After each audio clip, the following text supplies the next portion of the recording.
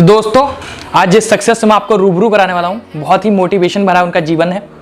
कैसे एक गरीब परिवार का लड़का निकलकर दिहाड़ी मजदूरी करते हुए पहले डॉक्टर बनता है, एंटरटेनमेंट इंडस्ट्री में आता है, बतौर एंकर प्रेजेंट करता है, प्रोड्यूसर बन जाता है और उसके बाद बतौर प्रोड्यूसर बहुतों को मौका देता है और धीरे धीरे करके राजनीति में काम करने लग जाता है।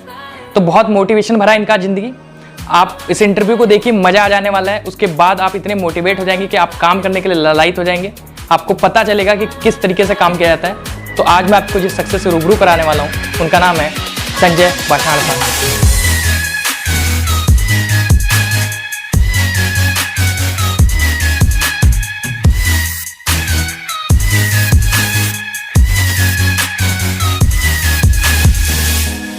नमस्कार संजय बाछाड़ साहब, कैसे हैं आप? बहुत बढ़िया। आप कैसे? बहुत ज़बरदस्त। और इस समय महामारी का टाइम चल रहा है, लॉकडाउन का और ये सब कोरोना का, तो कैसा माहौल है आपके आसपास का या शक्ति फार्म? अभी तो फिलहाल ठीक है, नॉर्मल ही है।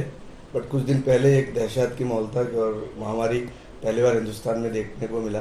तो अब सब कुछ सामान्य है, कोई दिक्कत नहीं? अभी कोई दिक्कत नहीं है। संजय बाछाड़ जी का जन्म कहाँ हुआ, या पिता का एरिया ऑफ बैकग्राउंड क्या था, लालन पालन कहाँ हुआ, शिक्षा दीक्षा कहाँ हुई?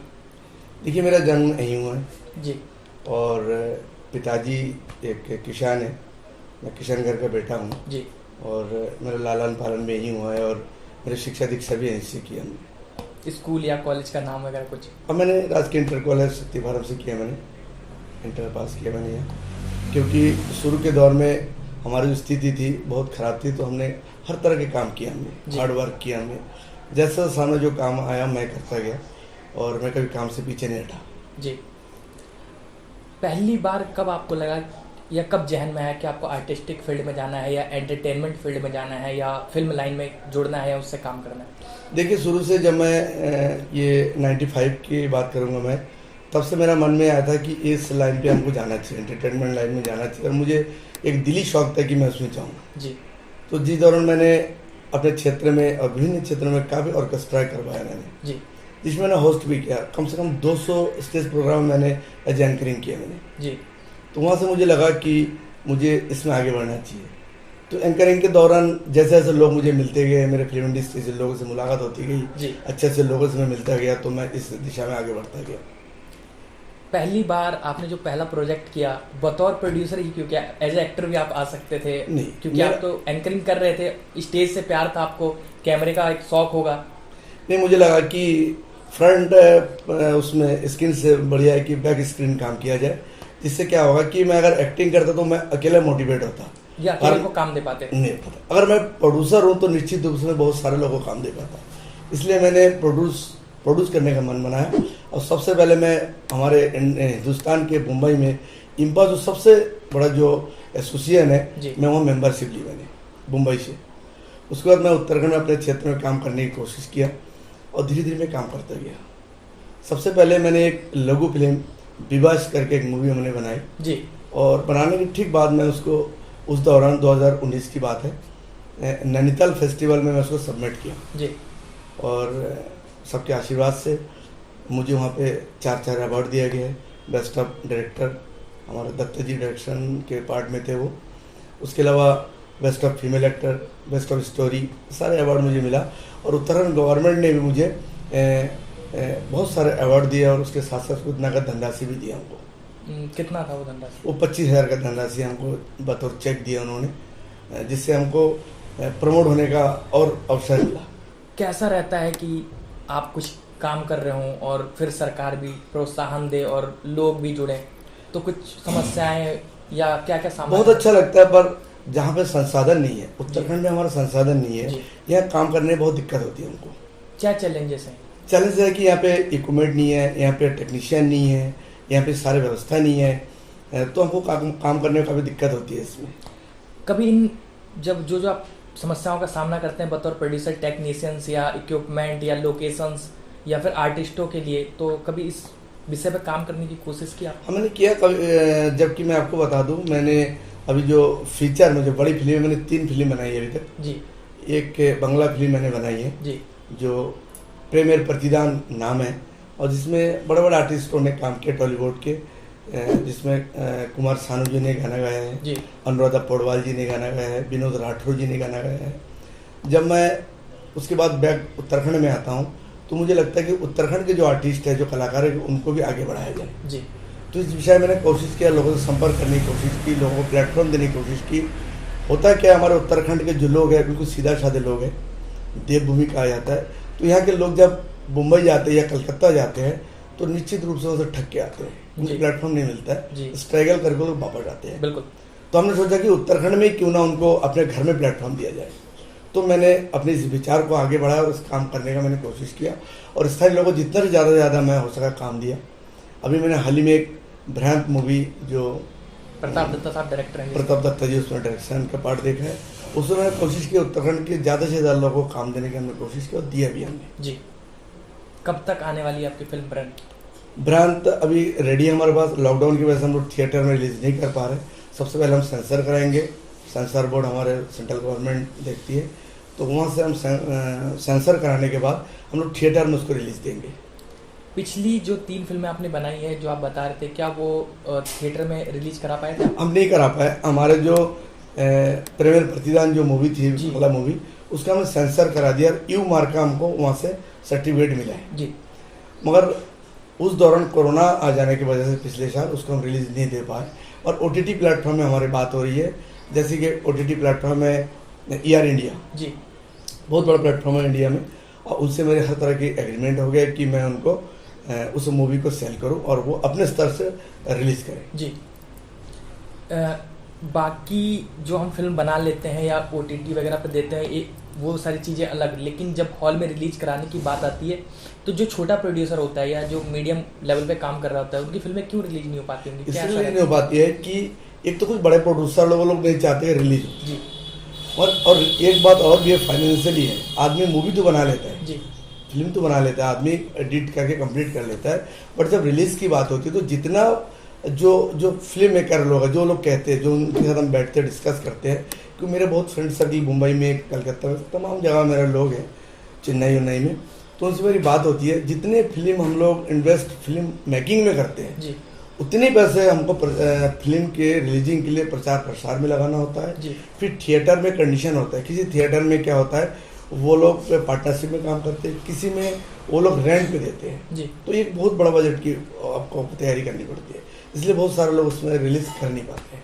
अच्छा, एक और बात है कि फिल्म बनाने के बाद सेंसर कराने की जो प्रक्रिया है, बहुत लंबी प्रक्रिया है, उसमें काफ़ी डॉक्यूमेंट्स, बहुत सारे फॉर्मेलिटीज़ हैं, तो उसमें भी लोग पीछे हट जाते हैं।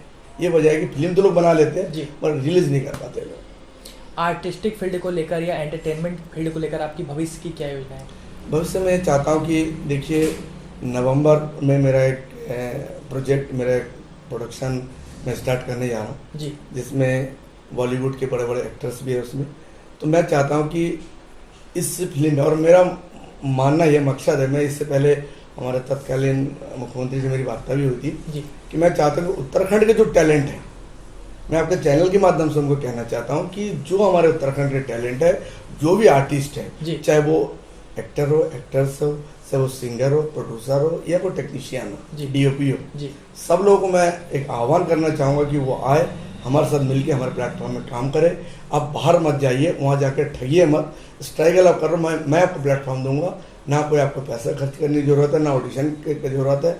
आइए, हम हमारे साथ नवंबर में मेरा एक प्रोजेक्ट है और इसमें बॉलीवुड की काफ़ी बड़े एक्टर्स भी हमारे साथ काम कर रहे हैं, तो मैं चाहता हूँ कि सारे लोग उत्तराखंड के आए और हमारे साथ काम करें। संजय बाशाड़ जी का जहाँ नाम आता है शक्ति फार्म में, तो कई रूपों में आपको जाना जाता है। कुछ लोग जानते हैं कि आप एक डॉक्टर हैं, बतौर अपनी क्लिनिक चलाते हैं, प्रैक्टिस करते हैं। कुछ लोग बतौर फिल्म प्रोड्यूसर आपको जानते हैं, एंटरटेनमेंट फील्ड से जानते हैं, और एक आपका वर्चस्व और है राजनीति में, जो कहीं ना कहीं बहुत सारे लोग उस तरीके से भी आपको जानते हैं। तो डॉक्टर और एक्टिंग तक की तो बात समझ में आएगी, या फिर एंटरटेनमेंट फील्ड की तो बात समझ में आई एज ए प्रोड्यूसर, लेकिन राजनीति में कैसे आना हुआ, या फिर राजनीति में इतनी सक्रिय भूमिका? देखिए, राजनीति एक अलग प्लेटफॉर्म है जी, बिल्कुल। जहाँ एंटरटेनमेंट की आप बात करते हो, वहाँ पे सर्व समाज सभी को लेके हम लोग काम करते हैं, बिल्कुल। जहाँ राजनीति की बात करते हो तो राजनीति में एक पार्ट है, विभिन्न पार्टियाँ हैं, विभिन्न राजनीतिक लोग हैं, अलग अलग प्लेटफॉर्म है।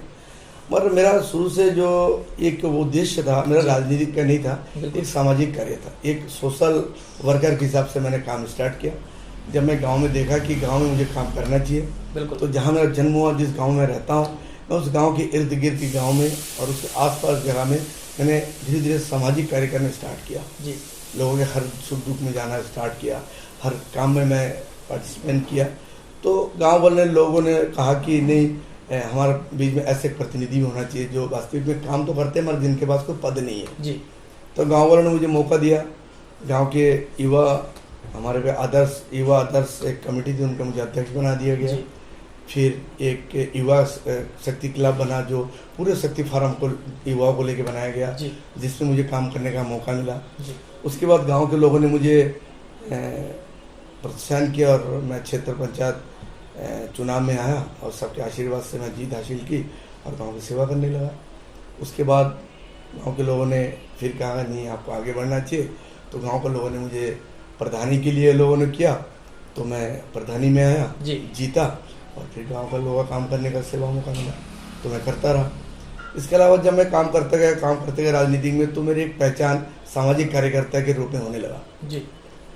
तो इसमें हमारे पूरे उत्तराखंड में बंगाली कल्याण समिति एक संस्था है जो अपने समाज के लिए काम करती है संस्था। जी। तो उसमें मैं काम करने लगा, तो वहाँ मुझे युवा छात्र संगठन का दायित्व मिला मुझे। बिल्कुल। तो उस छात्र संगठन अध्यक्ष पद में रहते हुए मैंने अपने समाज के लिए संघर्ष किया, यहाँ से लेकर दिल्ली तक।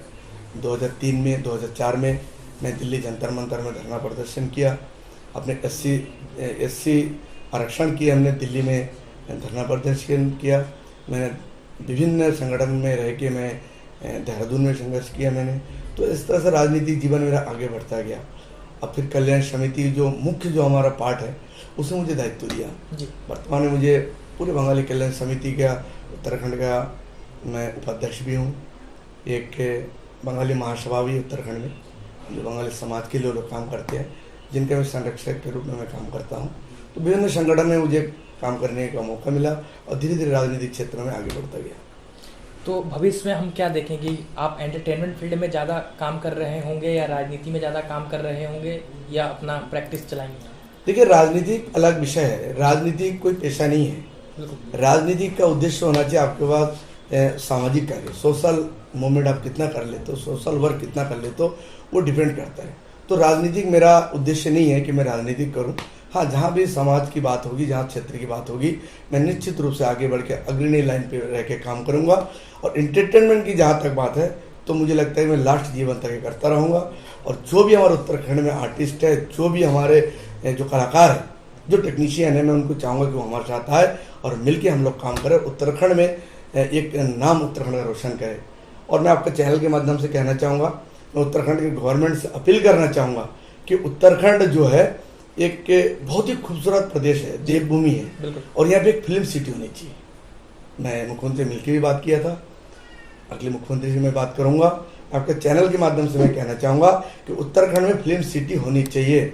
जैसे कि हमारे पड़ोस राज्य है उत्तर प्रदेश, जहाँ पे माननीय योगी जी ने इसमें नोएडा में फिल्म सिटी बनाने की उसने घोषणा करी है। तो मैं भी चाहता हूँ कि उत्तर प्रदेश से ज़्यादा उत्तराखंड खूबसूरत जगह है। हर साल कुछ नहीं तो 6 से 10 फिल्म उत्तराखंड से बन के जाती है मुंबई में, और जिसको हम लोग देखते हैं और वहाँ की ब्यूटी और नेचुरल ब्यूटी को देखते हैं। तो मैं आपके चैनल के माध्यम से उत्तराखंड गवर्नमेंट से अपील करना चाहूँगा कि उत्तराखंड में फिल्म सिटी बने। इससे पहले सरकार ने भी एक बार रामनगर नैनीताल में सर्वे किया था। तो मैं चाहता हूँ कहीं भी हो उत्तराखंड में फिल्म सिटी बने, उत्तराखंड में बाहर के प्रोड्यूसर फिल्म मेकर आके फिल्म बनाए और हमारे उत्तराखंड को राजस्व भी मिले और यहाँ के जो स्थानीय आर्टिस्ट हैं उनको काम भी मिले। तो मेरा आपके चैनल के माध्यम से उनसे बहुत ज़्यादा विनती है कि यहाँ पे फिल्म सिटी बनाई जाए। सर, कभी दिहाड़ी मजदूरी करने से निकले थे आप, घर की स्थितियाँ ठीक नहीं थी, आज करोड़ों की फिल्में फाइनेंस कर देते हैं, कहाँ से लाते हैं इतना मोटिवेशन? देखिए, आपका मन में एक जुनून होना चाहिए, पैसा मायने नहीं रखता है जी। वास्तविकता है कि जब हम लोग यहाँ पे आए तो बहुत गरीबी देखी हमने, हर तरह के काम हमने किया, जो भी काम मिला हमने किया, मजदूरी से लेके हर तरह के काम हमने किया। मगर अभी जो फिल्म फाइनेंस की बात है, तो मैं ये नहीं कहता हूँ कि मेरे पास बहुत पैसा है, बट एक मेरा मन में होता है कि जब मैं फिल्म करना होता है तो कुछ और फाइनेंसर मेरे दोस्त लोग हैं जो मुझे हेल्प भी करते हैं, और जो मुझसे जितना बन सकता है मैं करता हूँ। और छोटी छोटी फिल्म फिर हम लोग बाज़ार में बेच देते हैं, उससे भी कुछ पैसा आता है, उसको पुनः हम लोग लगा के अपने नए नए कलाकारों को हम मौका देते हैं। ये मेरा उद्देश्य रहता है हमेशा। सर मेरा चैनल है फिल्मी चाणक्य। जितने भी लोग हमें इस चैनल के माध्यम से देखते हैं या तो आर्टिस्टिक फील्ड के होते हैं, एंटरटेनमेंट फील्ड के होते हैं, मतलब इसी फील्ड से रिलेटेड होते हैं, एक्टर, डायरेक्टर, प्रोड्यूसर जो भी हैं, उनको आप क्या कहना चाहेंगे? मैं सभी से कहना चाहूँगा कि जितने उत्तराखंड में हमारा आर्टिस्ट है, चाहे टेक्नीशियन है, डायरेक्टर है, प्रोड्यूसर है, फिल्म मेकर है, चाहे वो संगीतकार है, सिंगर है, मैं सब लोगों से अपील करना चाहता हूँ कि आप लोग आइए और सब लोग मिलकर इस उत्तराखंड को आगे बढ़ाइए। यहाँ पे नेचुरल ब्यूटी है, इसमें लोगों को मोटिवेट करिए। अगर आपके कोई दोस्त, आपके कोई फिल्म मेकर अगर बाहर है, चाहे वो टॉलीवुड का है, चाहे वो बॉलीवुड का है, चाहे वो साउथ के लोग मेकर हो, उनको आप बुलाइए। आइए, उत्तराखंड में आपका स्वागत है, क्योंकि उत्तराखंड देवभूमि है। आइए, आप लोग बढ़िया से बढ़िया फिल्में यहाँ से बना के जाइए। और हमारे यहाँ के जो लोकल आर्टिस्ट है, चाहे वो टेक्नीशियन है, डायरेक्शन के पार्ट देखते हो, चाहे कोई भी हो, उनको काम दीजिए, उनको साथ लेके काम करिए और निश्चित रूप से उत्तराखंड का एक अच्छा मैसेज हम लोग देंगे और सब लोग मिलकर हम लोग उत्तराखंड को एक नया रूप देंगे और देवभूमि को हम आगे बढ़ाएंगे। तो सर बहुत अच्छा लगा आपसे बात कर आपके इस इंटरव्यू के बाद बहुत सारे लोग मोटिवेट होंगे और जरूर उम्मीद है कि आपसे जुड़ेंगे। तो दोस्तों, आज हमारे साथ थे संजय पाषाण साहब। एक क्लिनिक चलाते हैं, शक्ति फार्म में ही प्रैक्टिस करते हैं बतौर डॉक्टर। अभिनेता ही कह सकते हैं आप इनको। एंकरिंग करते थे, स्टेज प्रोग्राम से चालू किया था, फिर प्रोड्यूसर बने, बहुत सारी फिल्में प्रोड्यूस की, बहुत सारे कलाकारों को मौका दिया, टेक्नीशियंस को मौका दिया। उसके बाद राजनीति में भी एक वर्चस्व है, ग्राम प्रधान, बीडीसी, और काफी अच्छा इनका राजनीतिक वर्चस्व है। समाज सेवा के प्रति इनका लगाव है। सबको आह्वान कर रहे हैं, अपील कर रहे हैं कि आप लोग आइए, इनसे जुड़िए और बहुत जल्द कुछ ना कुछ आप लोग के साथ करेंगे। तो बहुत मजा आएगा इस इंटरव्यू को देखकर। फिर मिलते हैं किसी नए इंटरव्यू के साथ, तब तक के लिए see you soon. Just a big नमस्कार।